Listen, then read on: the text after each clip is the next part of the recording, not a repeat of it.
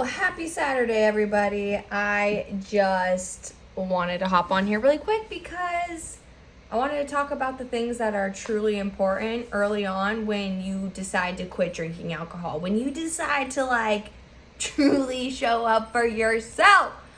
So I'm a little pumped up. I just came from the gym and it's the first day I've been able to walk on the freaking Stairmaster, hit some weights, and actually feel able to, because I've been injured this past month. So anyways, there are about 9 things just at top of mind that I jotted down while I was working out. I'm like, what are really important 9 things? I didn't have a number in mind. I was just like, what are important, right? So number 1, if you want to be your ultimate self, right? If you want to be just this high vibrational, super badass human being, number 1 is the alcohol. You gotta rid the alcohol. Alcohol's just gotta be out of your life. It has no value. It really serves you no purpose. It is the worst investment on your time and on your money. Problem or not, it just is not, it's not good for you. It wasn't good for me. I took it to an extreme, but I take most things to an extreme. So I'm like, if I'm going to be extreme at anything, let it be extreme on the things that are good for me. So number 1, cut out alcohol. Number 2, right? I was back and forth with this one for a really long time, but sleep, right? And I'm talking about good quality sleep, because I realized when I was drinking, I wasn't actually sleeping my best. It was when I stopped drinking that I actually got adequate amount of sleep, and that deep sleep where you actually wake up and you feel rested, not wake up and feel like, ugh, so fucking fatigued. So taking your phone out of the room at night is a really good tip, because that blue light, regardless if you have, they're over there, too far, blue light blockers at the end of the night, you want to be less stimulated. Cracking open a book has really helped me go to sleep rather than scrolling on my phone. Just open up a book, and for some reason that puts me to sleep. That's huge. Getting a mentor. So I had a mentor for a little while that really helped me not only see life differently and have a different perspective, but also help keep me accountable, especially in the months where my word was not what it is today. So me saying I'm going to do something today, I get it done. Me saying I was going to get something done then, it was most likely I was going to go back on my word. I'm going to eat really good and not drink alcohol and not smoke weed and do all the things I'm supposed to do. But, over the course of 4 years, I'd seen me lose that ability to keep my word. My word didn't mean jack shit.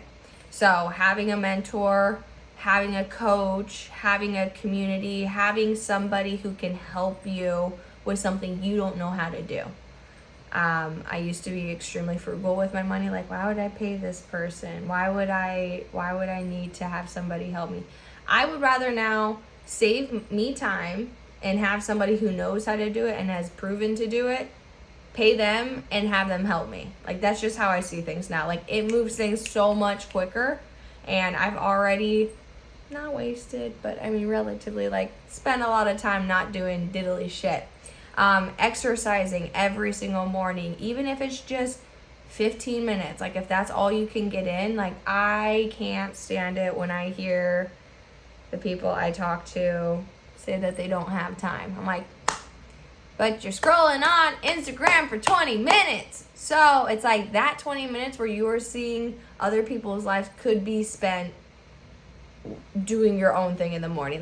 Make the time, but you won't make the time if you don't value it. So make sure what you value is what you are prioritizing. And the only way you're going to know what you truly are prioritizing is the things that you really deep down value. So if you think that you value reading, but you're watching TV before bed, it's safe to say you value quick entertainment rather than personal development.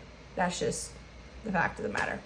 10 to 15,000 steps a day, right? If you're working Or if you work from inside, you work remote, like get a little stair stepper under, or a treadmill for underneath your desk. Like get yourself moving frequently. The more you stay stuck in sitting, the more your mind plays tricks on you, right? Oh, I want a cookie. Oh, I want to watch TV. It's like you must keep yourself active, right? Just like our ancestors, like they were out picking berries, looking for shade, building huts, freaking tackling tigers. Like they were out there. This one is controversial, but fasting to at least 12 o'clock, right? I think breakfast is bullshit. This is me personally. 12 to 2 p.m. If you can fast the early morning, you're not going to have as much brain fog. You wake up, you drink water, and then you get your stuff done. Come 12 o'clock when you're really actually hungry and you're not eating just to eat. Like when I wake up, I am not hungry. When I wake up, I'm like, go, go, go, go, go, go, go. And then 2 o'clock hits and I will eat. What time is it right now? It's 12:21. And all I've had today is my Lou cup. Delicious. So yeah, fasting helps so much because you save time, one, because you're not cooking anything, and two, you're actually working to earn that meal rather than just like, oh, well, it's the morning, gotta eat. I think waking up, fasting till 2, if it's 12, whatever, but waking up and allowing your body to do what it needs. And also cutting off your food at like 2 hours before you go to bed. So I only ever wake up hungry in the morning if I eat super late. Because rather than the blood being in my brain, sleeping, loving life, having a good night's sleep, it's in my stomach trying to digest all the food that I just ate rather than focusing on my sleep. Avoid processed food. Shouldn't be controversial, but I also know how hard it is. I'm not perfect. I try my very best. There I think are maybe like two things, like my proteins processed pretty much. I mean, it's like my protein powder. I have a couple things in my life that are processed, but if you can stray away from eating fast food and processed food as much as you can, do that, and I guarantee you will feel better. No food after 8 p.m., right? But it just depends on when you go to sleep. So 2 hours is a good rule of thumb. Like 2 hours before I go to bed, I'm not going to eat, right? But here we are snacking, like, 10 o'clock at night, and then go to bed at 10:30, and we wake up like, ugh. And then the last one, number 9, remove toxic people from your life. Remove them. You don't need them, right? I don't care if you've known somebody for 10 years plus. If that person is just constantly bringing you down and is constantly just being negative, it's your best bet to just not make it all dramatic and all the fucking save the theatrics. Like, I wrote you this letter. We are no longer friends. Get out of my life. No, not necessary. Okay? It's like, just start to distance yourself over time, right? Unless you want to sever the leg off, sever the arm off, like, and just cut that relationship, by all means. I don't like to be as dramatic when I'm distancing myself. I'm just like, yeah, can't make it. Oh, can't do this.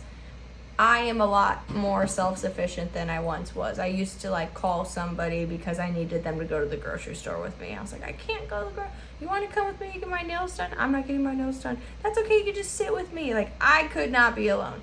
Now, if you are just even a little bit toxic, I will first communicate to you that this is a problem. And if you don't change it, I'm not going to try to change you. I'm just going to distance myself from you.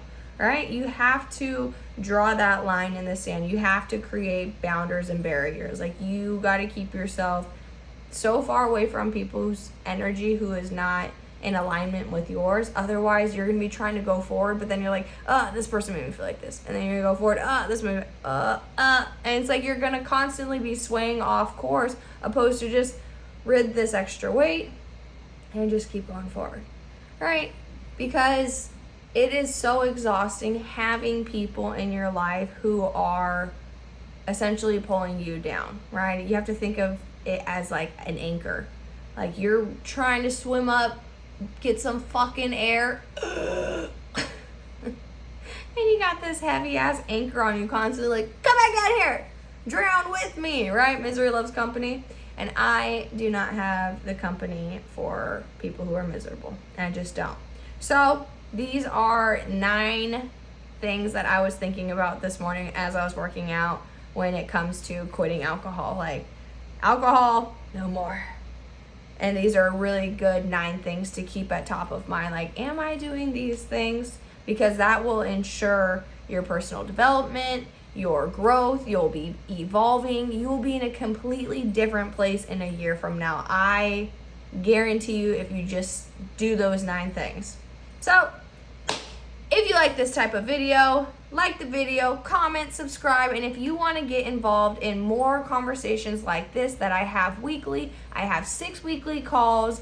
You get 60 journal prompts. You also get an entire community of all women from all over the world who are like-minded, just like me, who want to be in a better place a year from now. So if you want to join that movement, if you want to be a part of the community, click the link in the description and we will book a call today so that way we can get you joined in the community. All right. Have a good day.